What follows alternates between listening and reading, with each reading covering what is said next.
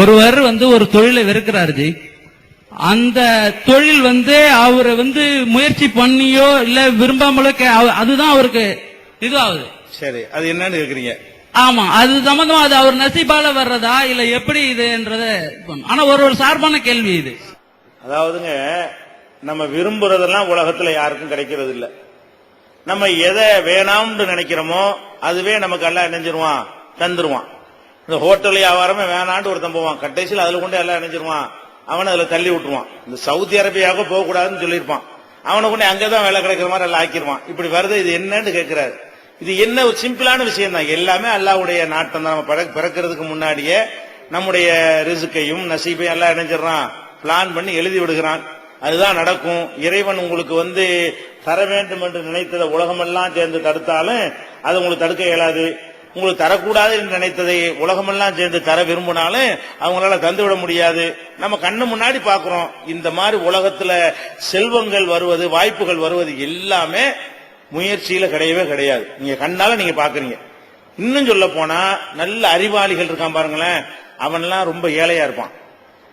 அறிவு குறைந்தவர்கள் தான் அதிகமா பணக்காரங்களா இருப்பாங்க. ஆனா லாஜிக் படி யார் பணக்காரனா இருக்கணும்? அறிவு உள்ளவன் தான் பணக்காரனா இருக்கணும். அறிவு உள்ளவன் நல்லா பிளான் பண்ணுவான், நல்ல திட்டம் போடுவான், மூளை நல்ல செலவு பண்ணுவான். அப்படி நினைச்சுக்கிட்டு இருக்கிறோம். இவனுக்கு எல்லாம் பறக்கத்தை செய்ய மாட்டேங்கிறான்.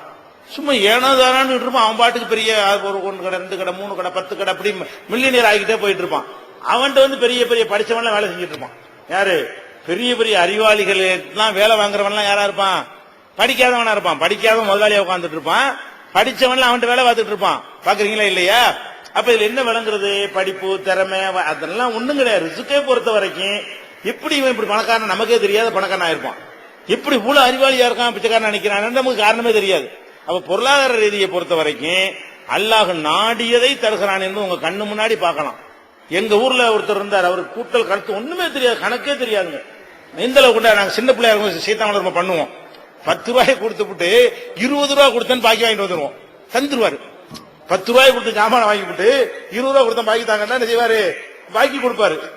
இவர் இப்படி செல்வத்துக்கு மேல செல்வம், பணத்துக்கு மேல பணம் அப்படி கொஞ்சிட்டே இருக்கு. என்னத்தினால? அல்லாஹ் நாடிட்டான்னா ரிஸ்க் விஷயத்தை பொறுத்த வரைக்கும் அது வாட்டுக்கு வந்துகிட்டே இருக்கும். கொடுக்க கூடாதுன்னு நினைச்சுட்டான்னு வைங்க, நீங்க என்னதான் வச்சகரணம் போட்டாலும் நடக்க போறது இல்ல. அதனால இந்த பொருளாதார விஷயங்களை பொறுத்த வரைக்கும் கண்ணுக்கு முன்னாடி நம்ம பார்த்து கொண்டிருக்கிறோம். நம்ம உழைப்புக்கு எதுவுமே அது கிடையாது. உழைக்கணும், கடமை. நம்ம விதிங்கிறத இல்லாத மாதிரி உழைக்கத்தான் வேணும். ஆனால் அல்லாஹ் நாடியதான் தருகிறான் என்பது யதார்த்தமான உண்மை. இதை புரிந்து நடக்கக்கூடிய நன்மக்களாக அல்லாஹ் ஆக்கி அருள்வானாக.